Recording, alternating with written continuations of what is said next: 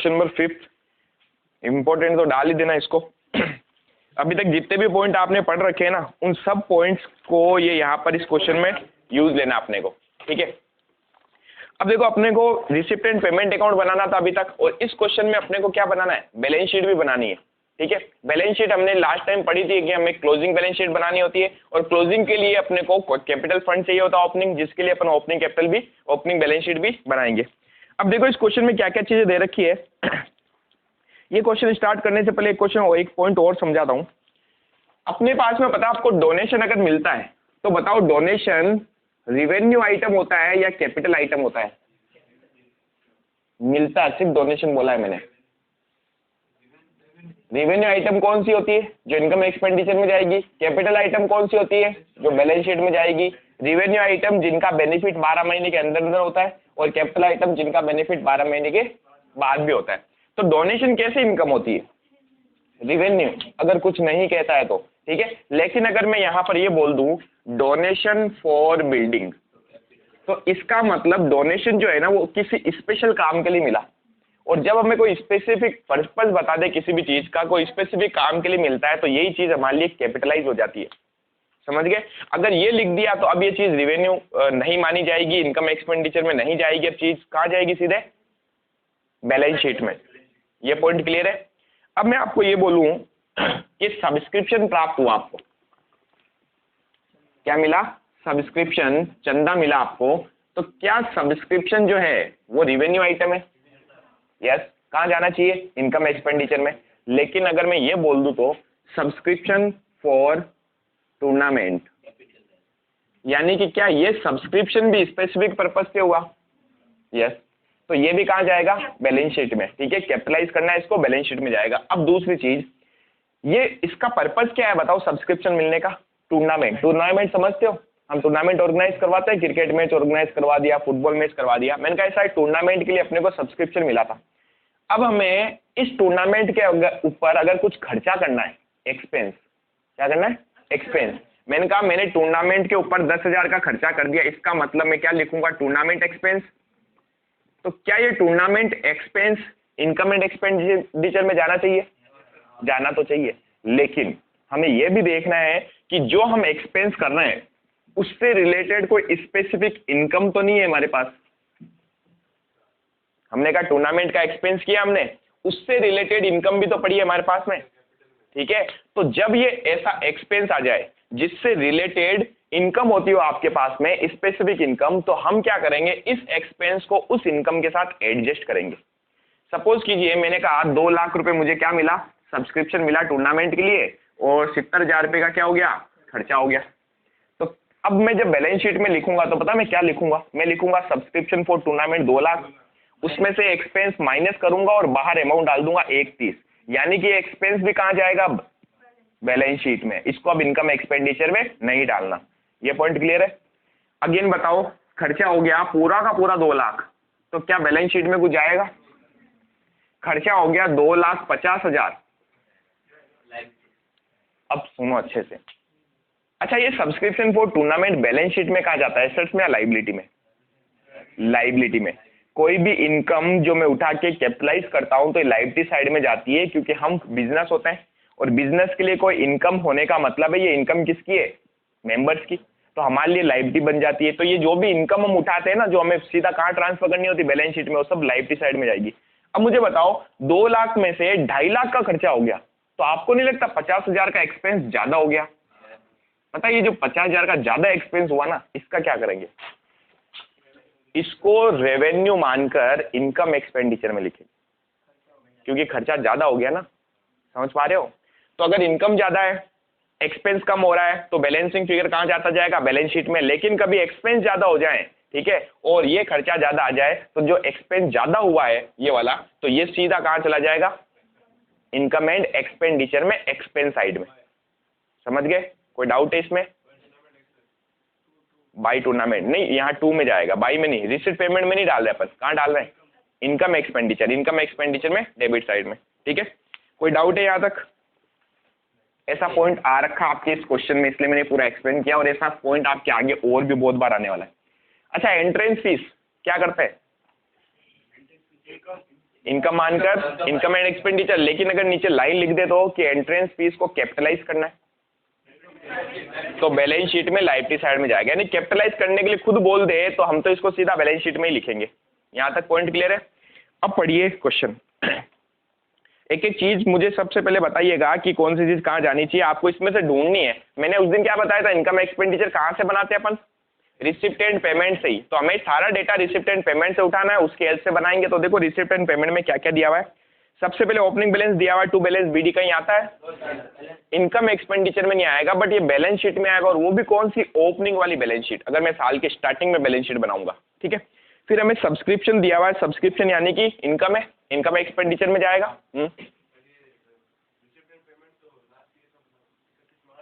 हाँ, तो 31 मार्च को ही तो बनाते हैं अपन सारी चीजें।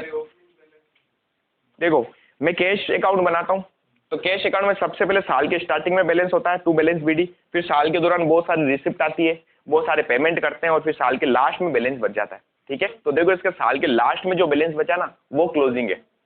स्टार्टिंग तो ओपनिंग से ही होगी, साल के स्टार्टिंग में इतने पैसे पड़े थे, पूरे साल इतने मिले, जो भी खर्चा किया वो माइनस कर दो, लास्ट में कितना बचा। ठीक है, तो ये पूरे साल का बनता है, ऐसा नहीं कि साल के एंड में बनता है, ये याद रखना। पूरे साल के दौरान क्या हुआ वो सारी चीजें अपन बताते रिसिप्ट एंड पेमेंट में। ठीक है, तो हमने कहा साल के स्टार्टिंग में 20,000 पड़े थे, फिर हमें सब्सक्रिप्शन रिसीव हुआ। सब्सक्रिप्शन रिवेन्यू आइटम है या कैपिटल? रिवेन्यू आइटम है, तो कहाँ जानी चाहिए, इनकम एंड एक्सपेंडिचर में। फिर हायर ऑफ ग्राउंड, हायर मतलब किराया, हमें किराया मिला, रेंट मिला, किसका, हमारे पास कोई ग्राउंड पड़ा था जो हमने किसी को रेंट पे दे दिया, नॉर्मल इनकम है, इनकम एक्सपेंडिचर में आएगा। Sale of old sports material, जहां पर वर्ड आ जाए ओल्ड, इसका मतलब स्क्रैप, रद्दी, रद्दी से इनकम होने पर कहाँ आएगा, इनकम एंड एक्सपेंडिचर में ही आएगा। लाइफ मेंबरशिप फीस, सोच के जवाब देना, कहाँ आएगा, life membership fees. Life membership long term के लिए मिलती है, आजीवन सदस्यता शुल्क एक बार दे दिया तो जिंदगी भर वो आपके यहाँ क्लब में रहेगा, ये कैपिटलाइज होती है। मैंने क्या बताया था, लॉन्ग टर्म जो चीज यूज में आएगी वो क्या होगी, कैपिटलाइज, समझ गए। तो लाइफ मेंबरशिप फीस कहाँ जाएगी, सीधा बैलेंस शीट में, लाइबिलिटी साइड में। ठीक है, नेक्स्ट सब्सक्रिप्शन फॉर टूर्नामेंट आ गया, देखिए स्पेशल पर्पज है, सीधा बैलेंस शीट में जाएगा। डोनेशन फिलहाल कुछ नहीं बोला, तो इनकम मानना है और इनकम एक्सपेंडिचर में लिखना, आप आगे देखेंगे ये स्पेशल पर्पस के लिए होगा क्योंकि आगे लाइन बोल रहा है ये। ठीक है, फिर आइए entrance fees, normal income expenditure है। फिर हाँ लिखा हुआ पॉइंट अभी पढ़ेंगे अपन, वो पढ़ेंगे। फिर हमें लिखा हुआ है बाई बैलेंस बीडी, यानी हमारे पास देखो साल के स्टार्टिंग में कैश का बैलेंस क्रेडिट था, कैश का या बैंक का, तो बताओ जब ओपनिंग बैलेंस क्रेडिट साइड में आए यानी कि लाइबिलिटी है, और लाइबिलिटी कौन सी होती है, बैंक ओवरड्राफ्ट की। समझाया था मैंने उस दिन, ओपनिंग बैलेंस डेबिट में होता है तो एसेट से क्रेडिट में आ जाए तो लाइबिलिटी, और लाइबिलिटी तो कब होती है, जब वो बैंक ओवरड्राफ्ट है, यानी हमने बैंक में जितना पैसा जमा करा है उससे ज्यादा निकाल लिया। फिर हमें लिखा हुआ टूर्नामेंट एक्सपेंस, ध्यान से देखना, टूर्नामेंट एक्सपेंस, इससे रिलेटेड स्पेसिफिक इनकम दे रखी है अपने को, तो ये जो एक्सपेंस है ना, खर्चा, ये उसके साथ एडजस्ट होगा इन बैलेंस शीट। ठीक है, तो यहाँ इसको इनकम एक्सपेंडिचर में मत डालना, लेकिन अगर वो सब्सक्रिप्शन वो टूर्नामेंट वहां नहीं होता ना तो ये एक्सपेंस था हमारा और इनकम एक्सपेंडिचर में जाता। ठीक है, अब कीप ऑफ फील्ड, फील्ड का मतलब होता है हमारे पास में एक फील्ड है, ग्राउंड है, एक खेत मान सकते हैं उसको, ठीक है, छोटा सा, तो उसकी देखरेख करने का जो हम खर्चा करते हैं, ठीक है, उसको अपन बोलते हैं अपकीप ऑफ फील्ड। ये भी नॉर्मल एक्सपेंस होता है और कहाँ जाएगा, इनकम एंड एक्सपेंडिचर में। प्रिंटिंग एंड स्टेशनरी सामान्य खर्चा है, इनकम एक्सपेंडिचर। अच्छा, स्टेशनरी और इनका अगर स्टॉक दे दे तो कंजम्पशन निकालेंगे, और यहाँ दे रखा है स्टॉक। ठीक है, कंजम्पशन का फॉर्मूला याद है, opening stock add purchase less closing stock. तो सारे पॉइंट आ रहे हैं, फिर कह रहा हूँ इसके अंदर, तो एक एक पॉइंट अच्छे से समझना।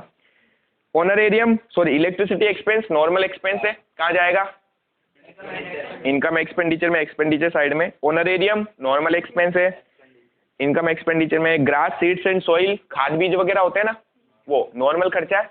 ठीक है, हर 3-4 महीने से देना पड़ता अपने को, तो ये भी क्या हो गया, एक्सपेंस।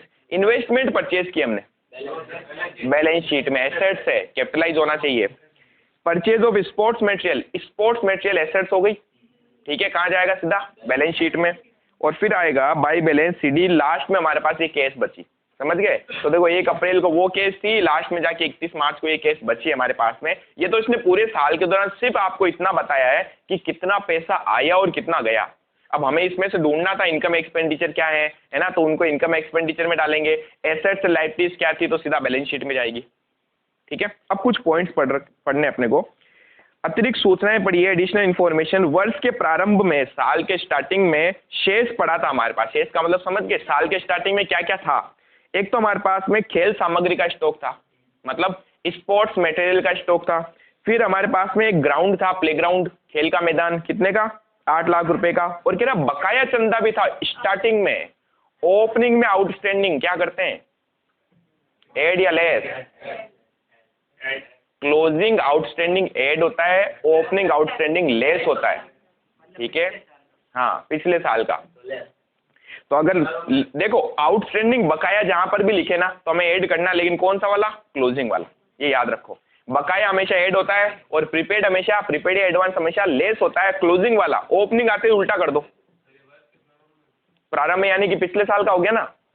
इस साल के स्टार्टिंग में जो भी चीजें वो पिछले साल के क्लोजिंग में थी, यानी जब भी कोई लिख देना इस साल के स्टार्टिंग में तो मानना है पिछले साल का है। ठीक है, ओपनिंग।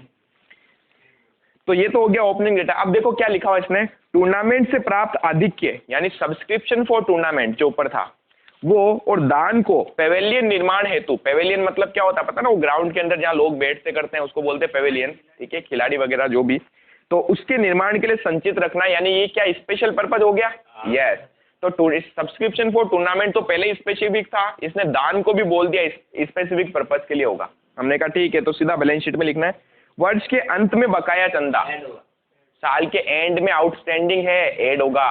ठीक है, फिर कह रहा खेल सामग्री का 50% अपलिखित करना है। देखिए वर्ड आता ना अपलिखित, अपलिखित को आप डेप्रिसिएशन मान सकते हो। डेप्रिसिएशन क्या होता है, हम एसेट्स को यूज लेते हैं, साल के एंड में उसके ऊपर डेप्रिसिएशन लगाते हैं, उसकी वैल्यू कम करते हैं।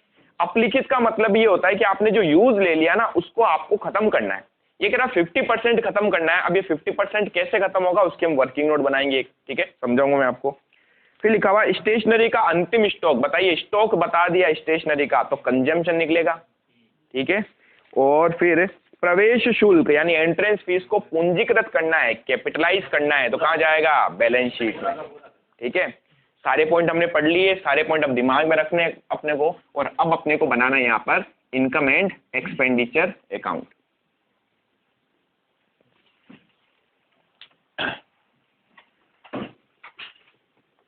फॉर्मेट बनाओ इनकम एक्सपेंडिचर का। क्वेश्चन नंबर 5,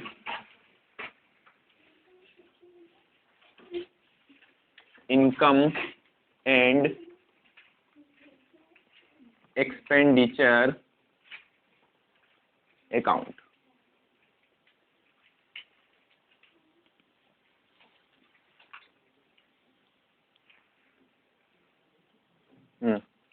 यहां पर अपने को लिखने होते हैं एक्सपेंडिचर, एक्सपेंडिचर, और यहां अपने को लिखने होते हैं सारे इनकम।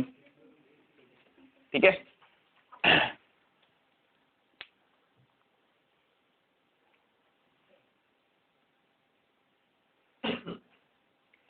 सबसे पहले अपन इनकम साइड से स्टार्ट करते हैं। यानी रिसिप्ट में देखो अपने को क्या क्या दे रखा था। रिसिप्ट में सबसे पहले अपने को लिखी हुई सब्सक्रिप्शन। ठीक है, बताओ सब्सक्रिप्शन ये आएगा क्या, सब्सक्रिप्शन तो आएगा, ये नॉर्मल वाला है, स्पेसिफिक वाला तो नीचे था। सब्सक्रिप्शन सिर्फ इतना लिखा हुआ है तो इनकम साइड में लिख देंगे बाय सब्सक्रिप्शन, लेकिन इसका अमाउंट एक बार अंदर ही लिखना है क्योंकि एडजस्टमेंट होंगे कुछ, है ना।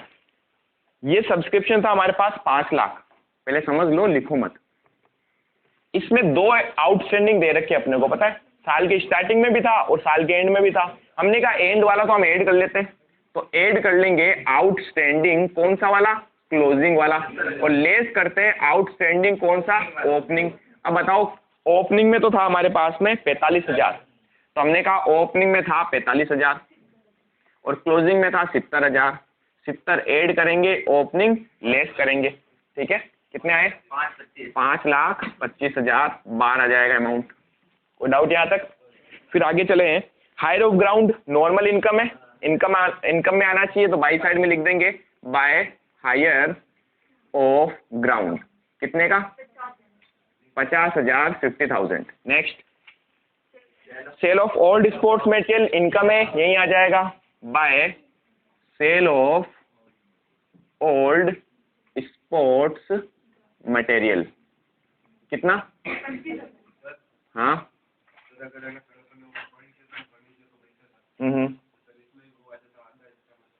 आ जाता तो करते अपन वैसे पॉइंट, लेकिन इसमें ऐसा कुछ है नहीं, ठीक है। और दूसरी चीज हमने इसको बेचा नहीं है, एक तरीके से रद्दी हो गई है। रद्दी समझते? ओल्ड का मतलब क्या होता है पता है? जो बिल्कुल ही खत्म हो जाता है, हमारे यहाँ उसकी वैल्यू 0 हो जाती है, उसको अपन बेच रहे हैं, ठीक है। तो जहां पर ओल्ड वर्ड आ जाए ना, इसका मतलब अपन को उसको इसी तरीके से बेचना है। अच्छा, इस पे अगर डेप्रिसिएशन रेट दे देता ना तो ओल्ड में भी माथामुड़ी करनी पड़ती, समझ गए? तो ऐसा पॉइंट आएगा आपके आगे। फिर है लाइफ मेंबरशिप फीस, आएगा क्या? नो, लॉन्ग टर्म पर्पज होता है लाइफ मेंबरशिप फीस का, सीधा कैपिटलाइज होगा। सब्सक्रिप्शन फॉर टूर्नामेंट आएगा? नहीं आएगा, क्यों? क्योंकि स्पेसिफिक पर्पज के लिए। डोनेशन आएगा? स्पेसिफिक पर्पज के लिए, पेवेलियन निर्माण के लिए संचित रखना है। एंट्रेंस फीस वर्ड बोला हुआ है, कैपिटलाइज करना। निकम्मो, फिर पॉइंट क्यों पढ़ाता हूं मैं आपको? सारे वो पॉइंट पढ़े क्यों हमने? इसलिए तो पढ़े ताकि दिमाग में चीजें आ जाए। तो वहां पर क्लियरली बोला उसने, एंट्रेंस फीस को क्या करना है? कैपिटलाइज करना है, ठीक है। यस, सीधा लाइफ की साइड में। फिर आते हैं अपन एक्सपेंस में। अब एक्सपेंस में देखते हैं, सबसे पहले ओपनिंग बैलेंस। ओपनिंग बैलेंस तो यहाँ आता ही नहीं है। फिर हम बात करते हैं टूर्नामेंट एक्सपेंस, आएगा क्या? इससे रिलेटेड स्पेसिफिक इनकम दे रखी थी, ठीक है, तो ये वहीं से एडजस्ट हो जाएगा। फिर अपकीप ऑफ फील्ड, यस आएगा, आ जाते हैं एक्सपेंस साइड में। To upkeep of field 2 lakh. फिर प्रिंटिंग एंड स्टेशनरी का कंजम्पशन आएगा, ठीक है। तो कंजम्पशन अपने को निकालना पड़ेगा, मैं यहाँ निकाल लेता हूँ। वर्किंग नोट नंबर फर्स्ट, जब स्टॉक दे तो ही कंजम्पशन निकालना है। अगर स्टॉक नहीं देता ना तो देखो मैं क्या मानता मालूम है? मैं मानता कि पूरा का पूरा क्या हो गया, खर्चा हो गया, और पूरा यहाँ लिख देते कंजम्पशन ऑफ स्टेशनरी। क्या फॉर्मूला होता कंजम्पशन ऑफ स्टेशनरी का? लग रहा है कुछ बच्चों का पेट दुख रहा है ना। ओपनिंग स्टॉक एड परचेज और लेस क्लोजिंग स्टॉक। परचेज हमेशा रिसिप्ट एंड पेमेंट अकाउंट में दे रखा होता है, खरीदा तो वहां पर पेमेंट करेंगे अपन। ओपनिंग स्टॉक हमारे पास नहीं था, नहीं ओपनिंग स्टॉक था क्या? ओपनिंग नहीं था, क्लोजिंग था। ओपनिंग में तो हमारे पास लिखा ना साल के प्रारंभ में ये थे, वहां स्टेशनरी का कोई जिक्र ही नहीं किया उन्होंने, तो ओपनिंग तो हमारे पास है ही नहीं। फिर हमने परचेज किया, इस बार जो रिसिप्ट एंड पेमेंट में दिया हुआ, जरा देखो ये जो अभी 40,000 ये प्रिंटिंग एंड स्टेशनरी हमने इस बार खरीदी तभी तो पेमेंट किया, ठीक है। कितना? 40,000। साल के एंड में कितना बच गया वो लिखा हुआ 10,000 बच गया, ठीक है, एडिशनल पॉइंट में लिखा हुआ है। तो हमारे पास साल के लास्ट में अगर हम देखें तो हमने यूज कितना ले लिया भाई? 30,000। सिंपल सी चीज है, 40 की चीज आपके पास पड़ी थी, 10 की बची है तो 30 की कहाँ गई? यूज आ गई। तो जो वास्तव में यूज आया वही तो लॉस होता है बिजनेस के लिए। ये 10,000 तो अगले साल यूज आएगा, समझ गए? तो इस साल की जब मैं प्रॉफिट एंड लॉस की कैलकुलेशन करूंगा तो वहां 30 ही तो लिखूंगा। तो हमने लिखा टू कंजम्पशन ऑफ स्टेशनरी, ठीक है। वर्किंग नोट नंबर फर्स्ट, कितना? 30,000। यहां तक कोई डाउट है? कंजम्पशन सिर्फ किस केस में निकलेगा? जब स्टॉक दिया हुआ हो। आगे इलेक्ट्रिसिटी एक्सपेंस नॉर्मल एक्सपेंस होता है, यही आ जाएगा 2 में। टू इलेक्ट्रिसिटी एक्सपेंस कितना है? 12,000। फिर नेक्स्ट पॉइंट बताओ। ऑनरेरियम पे किया, ऑनरेरियम नॉर्मल एक्सपेंस है, 2 में आ जाएगा। टू ऑनरेरियम कितना है? 58,000। फिर ग्रास सीड्स एंड सॉइल, खाद बीज वगैरह नॉर्मल खर्चे होते हैं, 2 में आएगा। To grass seeds and soil 40,000। फिर अपने को दे रखा है इन्वेस्टमेंट आएगा सीधा बैलेंस शीट में। फिर परचेज ऑफ स्पोर्ट्स मटेरियल आएगा बैलेंस शीट में, लेकिन इसका एक पॉइंट था, अपलिखित करना है, समझाया था ना? अपलिखित करना मतलब उस पर डेप्रिसिएशन लगाना एक तरीके से, ठीक है। तो इसकी अब अपने को कैलकुलेशन करनी है। तो डेप्रिसिएशन लगेगा तब तो यहाँ आएगा ना, क्योंकि वैल्यू कम हो रही है एसेट्स की। स्पोर्ट्स मटेरियल एसेट्स है, उसे अपलिखित करना है मतलब खत्म करना है, और खत्म करने का मतलब क्या है? उसके ऊपर डेप्रिसिएशन लगाना है एक तरीके से, ठीक है। लेकिन हम वर्ड यही यूज में लेंगे, रिटर्न ऑफ। खत्म अपलिखित करने को क्या बोलते हैं? Return of sports material. अब ये देखो रिटर्न ऑफ जब होता है ना तो हम ये देखते हैं कि साल के एंड में आपके पास क्या पड़ा था उसको अपन रिटर्न ऑफ करते हैं। ठीक है, साल की स्टार्टिंग में मेरे पास कुछ स्पोर्ट्स मटेरियल पड़ा था, कितने का? 1,40,000 का। ओपनिंग की बात कर रहा हूं, वर्ष के प्रारंभ वाले की। 3 ही पॉइंट थे, ये तो याद रखो। वर्ष के प्रारंभ में स्पोर्ट्स मटेरियल का स्टॉक पड़ा था आपके पास कितना? स्पोर्ट्स मटेरियल कौन सा? ओपनिंग में 1,40,000। फिर क्या हमने इस साल और खरीदा क्या? ये देखो जरा, खरीदा है। खरीदा है तो इसका मतलब रिसिप्ट एंड पेमेंट में आया होगा। आया हुआ देखिए, रिसिप्ट एंड पेमेंट में हमने 2,15,000 का और परचेज कर लिया। Purchase during the year. इस साल हमने कितना परचेज किया? 2,15,000। टोटल मिला के 3,55,000 का हमारे पास साल के एंड में स्पोर्ट्स मटेरियल था, जिसका कह रहा 50% अपलिखित करना है। ठीक है, कर देंगे। इसका 50% रिटर्न ऑफ करना है 1,77,500। ठीक है, ये 1,77,500 कहाँ लिखूं? एक्सपेंस में कि इनकम में? एक्सपेंस में, क्योंकि लॉस है ना, एसेट्स कम हो रही है हमारी, तो हम यहां लिखेंगे टू में, to return of sports material.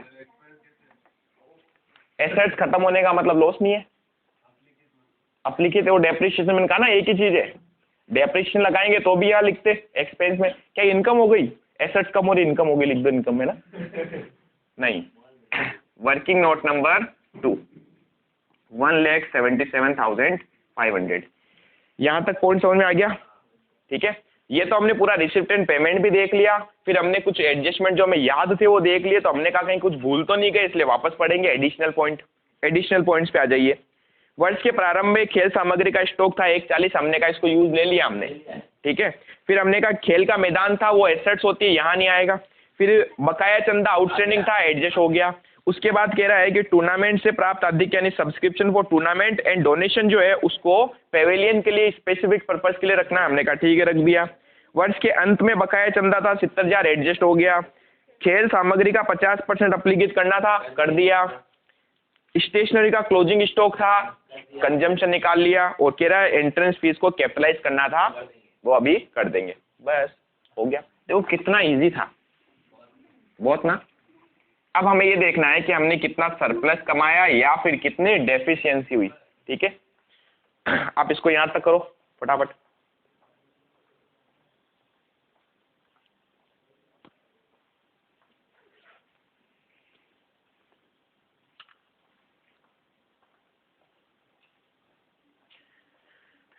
Calculate कर ले। 525 प्लस 50 प्लस 25,000, इसकी टोटल आ रही है 6 लाख। 6 लाख इसमें से माइनस कर दें, माइनस 2 लाख 30,000, 12,000, 58,000, 40,000 एंड 177,500। तो 82,500 का सरप्लस आ रहा भाई। प्रॉफिट बोलोगे या सरप्लस? सरप्लस क्या लिखेंगे? To surplus. और इसके नीचे क्या लिखना है? Income over expense. ठीक है, फटाफट उतारो इनकम एंड एक्सपेंडिचर अकाउंट, फिर आगे चलते हैं। अब देखो इसके लिए अपने को क्वेश्चन में क्लोजिंग बैलेंस शीट भी पूछी है इसने, तो यानी साल के एंड में बैलेंस शीट पूछी, लेकिन मैंने उस दिन भी बताया था साल के एंड की बैलेंस शीट के लिए आपको सबसे पहले ओपनिंग में कैपिटल फंड कितना था वो पता होना चाहिए। ठीक है, क्या क्वेश्चन ने कहीं पर भी दे रखा है क्या कि हमारे पास ओपनिंग में कैपिटल फंड कितना था? नहीं दिया हुआ है। इसके लिए हमें सबसे पहले ओपनिंग की बैलेंस शीट बनानी पड़ती है, उससे हमें बैलेंसिंग फिगर निकालना पड़ता है कैपिटल फंड। कैपिटल फंड मतलब समझ लो आप कैपिटल निकालनी है अपने को। तो कैपिटल कैसे निकालेंगे? मुझे एसेट साइड में सारी एसेट्स दे रखी होगी, उसमें से मैं लायबिलिटीज को माइनस कर दूंगा, बैलेंसिंग फिगर क्या आ जाएगा? कैपिटल। तो मुझे 2 बैलेंस शीट बनानी है। 2 इसलिए बनानी है क्योंकि ओपनिंग में कैपिटल फंड गायब है। अगर ओपनिंग कैपिटल फंड आपको क्वेश्चन दे देता है ना तो हम ओपनिंग बैलेंस शीट नहीं बनाएंगे, जरूरत ही नहीं है। ठीक है, लेकिन इस क्वेश्चन में गायब है, तो हमने कहा उसके लिए सबसे पहले आप अब देखो आपको जब ओपनिंग बैलेंस शीट बनानी, ओपनिंग बैलेंस शीट क्यों बना रहे हैं? क्योंकि अपने को ओपनिंग कैपिटल फंड चाहिए। ठीक है, अब अच्छे से देखना, सिर्फ हमें ओपनिंग में वो चीजें चाहिए जो हमारे पास में ओपनिंग में पड़ी थी, यानी ओपनिंग की एसेट्स एंड लायबिलिटीज। ठीक है। और आपको क्वेश्चन हमेशा बताएगा कि ओपनिंग में आपके पास क्या क्या था, इसकी कोई भी चीज गायब नहीं करेगा। क्लोजिंग में हमें दिमाग लगाना पड़ेगा क्या आएगा क्या नहीं आएगा, ठीक है। ओपनिंग के लिए तो आपको हमेशा दे रखा होगा, तो एज ऑन 31 मार्च 1 अप्रैल 2016। देखिए 2017 का तो आपको बनाना है, तो ये कौन सा होगा, 1 अप्रैल 2016 का होगा। अब इस दिन आपके पास में क्या क्या एसेट्स है और क्या क्या लाइबिलिटीज है, वो देखिए एक एडिशनल पॉइंट में लिखा हुआ है। इसने बोला वर्ष के प्रारंभ में ये थे हमारे पास। देखिए सबसे पहली लाइन एडिशनल पॉइंट है, वर्ष के प्रारंभ में खेल सामग्री का स्टॉक था, यानी स्पोर्ट्स मटेरियल का स्टॉक था। स्टॉक एसेट्स होती है, कहाँ आएगा, एसेट साइड में, यानी कि स्पोर्ट्स मटेरियल 140 स्टॉक कितना, 1,40,000। फिर हमारे पास एक प्लेग्राउंड भी था, ये भी एसेट्स होती है, फिक्स एसेट। प्लेग्राउंड था हमारे पास में 8 लाख का। उसके बाद में हमारे पास में दे रखा है आउटस्टैंडिंग सब्सक्रिप्शन। बताओ एसेट्स होगी कि लायबिलिटी, सोच के जवाब देना। आउटस्टैंडिंग सब्सक्रिप्शन, जहां पर वर्ड आउटस्टैंडिंग देख लो सीधा लायबिलिटी डाल दिया। मैंने उस दिन क्या बताया आपको, आउटस्टैंडिंग और एक्रूड दोनों के लिए आपको इस बुक के लिए इसने आउटस्टैंडिंग यूज में लिया हुआ है। इनकम आउटस्टैंडिंग है, वो इनकम जो मैंने कमा ली है मिलनी बाकी है, तो मेरा अधिकार है उसके ऊपर। तो सिर्फ आउटस्टैंडिंग मत देखा करो, किसका आउटस्टैंडिंग है वो देखा करो। सब्सक्रिप्शन आउटस्टैंडिंग है, इनकम मिलनी बाकी है, यानी ये एक्रूड इनकम होती है वास्तव में, लेकिन क्वेश्चन में वर्ड आउटस्टैंडिंग यूज ले रहा है, तो हम क्या कर सकते हैं, हम आउटस्टैंडिंग की वर्ड यूज में लेंगे, ठीक है। तो हमें देखना अगर इनकम मिलनी बाकी है तो एसेट्स है, और खर्चे पे करने बाकी है तो लायबिलिटी है। यानी कि आउटस्टैंडिंग इनकम होती है तो एसेट, आउटस्टैंडिंग एक्सपेंस होते हैं तो लायबिलिटी, ठीक है। तो हमने कहा यहाँ पर हमारे पास साल के स्टार्टिंग में कुछ इनकम हमें मिलनी बाकी थी, उसके ऊपर हमारा अधिकार है, इसलिए हमने लिख दिया आउटस्टैंडिंग सब्सक्रिप्शन। ये देखिए साल के स्टार्टिंग में था कितना, 45,000।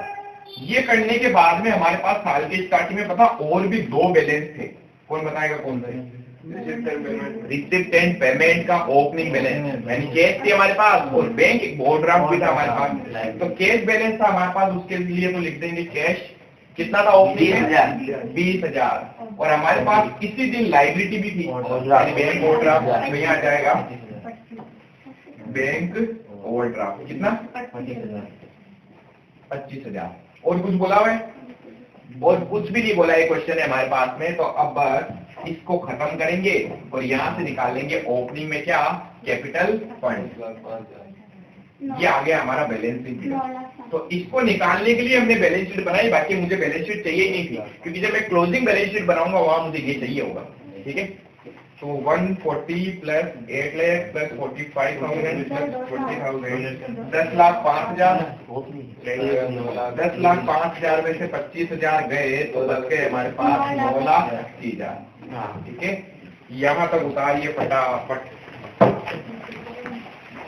अब देखो क्लोजिंग बैलेंस शीट बनानी है अपने को। क्लोजिंग बैलेंस शीट अपने को आधी तो ओपनिंग बैलेंस शीट देख के बन जाएगी, ठीक है, और बाकी रिमेनिंग अब अपने को ढूंढना पड़ेगा साल के दौरान क्या क्या हुआ, ठीक है। तो मैं ओपनिंग बैलेंस शीट मिटा रहा हूँ, यहाँ पर हम क्लोजिंग बनाएंगे। ओपनिंग आपकी कॉपी में लिखी है, इसका एक एक डेटा देखते रहना, अच्छे से देखना, क्योंकि बैलेंस शीट में बच्चों को दिक्कत आती है, ठीक है। फटाफट फिनिश करना अपने को इसको। बैलेंस शीट, बैलेंस शीट, जब आप बैलेंस शीट बनाते हो पता है वहां वर्ड लिखते हैं एज ऑन। एज ऑन का मतलब समझते हो, एज ऑन का मतलब होगा उस दिन क्या था हमारे पास में। बैलेंस शीट एज ऑन 31 मार्च 2017, 31 मार्च 2017 के दिन आपके पास में क्या क्या एसेट थी एंड क्या क्या लायबिलिटीज थी, वो अपने को यहाँ पर लिखनी है, ठीक है। सबसे पहले बात करते हैं एसेट्स में। एसेट्स में सबसे फर्स्ट हम आते हैं रिसिप्ट एंड पेमेंट पे। रिसिप्ट एंड पेमेंट का क्लोजिंग बैलेंस उठा लो। देखो ओपनिंग बैलेंस शीट में गया, क्लोजिंग बैलेंस उठाओ, क्लोजिंग बैलेंस शीट में जाएगा। देखिए रिसिप्ट एंड पेमेंट के सबसे लास्ट में आएगा 1,32,000 रिसिप्ट एंड पेमेंट, ठीक है। तो क्या लिखेंगे रिसिप्ट एंड पेमेंट के बैलेंस को, कैश अकाउंट कितना, 1,35,000। तो ये तो हमने क्लोजिंग बैलेंस वहां से उठाया। अब हम ओपनिंग बैलेंस शीट में जाएंगे और देखेंगे कि क्या ओपनिंग में कोई चीज ऐसी पड़ी थी जो लास्ट में भी है, तो सबसे पहले आते हैं अपन ओपनिंग बैलेंस शीट वाली कॉपी लो एक बार। क्या क्या लिखा था हमने उसमें, सबसे फर्स्ट देखो हमने वहां लिखा स्पोर्ट्स मटेरियल का स्टॉक एसेट साइड में, हम एसेट्स बना रहे हैं तो एसेट्स की बात करेंगे। तो सबसे पहले हमने स्पोर्ट्स मटेरियल का स्टॉक लिखा, क्या साल के एंड में भी बचेगा क्या अपने पास? क्योंकि ध्यान से देखो वर्किंग नोट नंबर 2 हमारे पास टोटल 3,55,000 का था लास्ट तक, और जिसमें से हमने 1,77,500 रुपए का राइट ऑफ कर दिया, तो पीछे कितना बचा? 1,77,500। तो यहाँ लिखना है स्पोर्ट्स मटेरियल स्टॉक। ये कितना होगा हमारे पास? हमने कहा स्टार्टिंग में था 1,40 का, फिर हमने और खरीदा 2,15 का, उसमें से माइनस कर दिया हमने 1,77,500, तो रिमेनिंग बच गया 1,77,500। अगला पॉइंट हमने वहां लिखा था प्लेग्राउंड। क्या प्लेग्राउंड हमने ड्यूरिंग द ईयर बेच दिया क्या? नहीं बेचा। नहीं बेचा इसका मतलब अभी भी हमारे पास ही पड़ा है, हमारे पास पड़ा है, तो एसेट्स में आएगा प्लेग्राउंड। कितने का? 8 लाख का। नेक्स्ट पॉइंट, फिर हमारे पास आउटस्टैंडिंग स्टेशनरी। आउटस्टैंडिंग इसको सेपरेट कर लिया। आउटस्टैंडिंग सब्सक्रिप्शन क्या साल के एंड में भी होगा? यस है साल के एंड में। ये देखो बैलेंस शीट से पता चल रहा है। अच्छा एक चीज और समझना, हमने जो एडजस्टमेंट किए है ना इसके अंदर, ये सारे ही एडजस्टमेंट क्लोजिंग बैलेंस शीट में भी जाते हैं, आएंगे, ये ध्यान रखना, क्योंकि हर चीज दो जगह जाएगी। एक जगह तो यहाँ एडजस्ट हो गया, दूसरा वो बैलेंस शीट में भी जाएगा। तो क्लोजिंग में आउटस्टैंडिंग था हमारे पास 70,000 का, तो यहाँ पर भी आएगा। तो देखो ओपनिंग वाला ओपनिंग बैलेंस शीट में, और क्लोजिंग वाला क्लोजिंग बैलेंस शीट में कितने का? 70,000 का। क्या हमारे पास साल के एंड में स्टेशनरी का स्टॉक भी था?